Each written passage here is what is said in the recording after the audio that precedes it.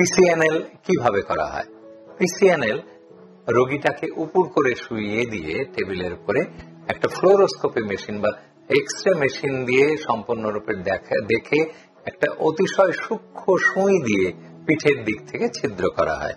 সেই অতিশয় সূক্ষ্ম ছিদ্র পথ দিয়ে প্রথমে একটা তার, যেটাকে আমরা বলি গাইড ওয়্যার, সেই গাইড ওয়্যারটা পাস করিয়ে দিয়ে গাইড ওয়্যারের উপরে আমরা রাস্তাটাকে একটু প্রসারিত করি আমার প্রয়োজন অনুযায়ী। যেমন অতিশয় সূক্ষ্ম ছিদ্র, খুবই সূক্ষ্ম প্রসারণ, তারপরে সূক্ষ্ম ছিদ্র, আরেকটু বড় প্রসারণ এবং সাধারণ প্রসারণ। এরপরে আমাদের যে মেশিন আছে, মেশিনও ৩-৪ রকমের আসে। বিভিন্ন আমাদের সেন্টারে অন্তত 4 রকমের মেশিন আছে। মানে অতিশয় সূক্ষ্মর জন্য এক রকমের মেশিন, সূক্ষ্ম ছিদ্রের জন্য আর কনভেনশনাল বা সাধারণ ছিদ্রের জন্য আলাদা আলাদা মেশিন। এটাকে আমরা বলি নেফ্রোস্কোপ মেশিন। এই নেফ্রোস্কোপ মেশিন দিয়ে ক্যামেরার সাহায্যে আমরা স্ক্রিনে, যেমন আমাদের পাশে স্ক্রিন, ধরেন এটা স্ক্রিন, তাহলে এরকম স্পষ্ট দেখতে পাই এবং 10 গুণ বড় দেখতে পাই।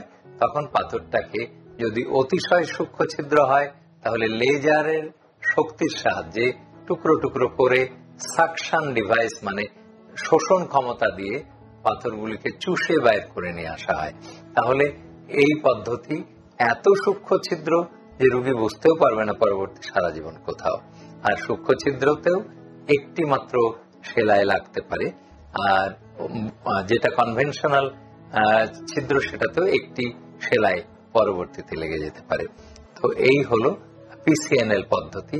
রোগীকে উপর করে কখনো কখনো অজ্ঞান করা লাগে, তবে বেশিরভাগ ক্ষেত্রে আমাদের অজ্ঞান না করেই রিজিওনাল অ্যানেস্থেসিয়া বা ওই এলাকাটাকে অবশ করে নিয়ে অপারেশন শেষ করা হয়।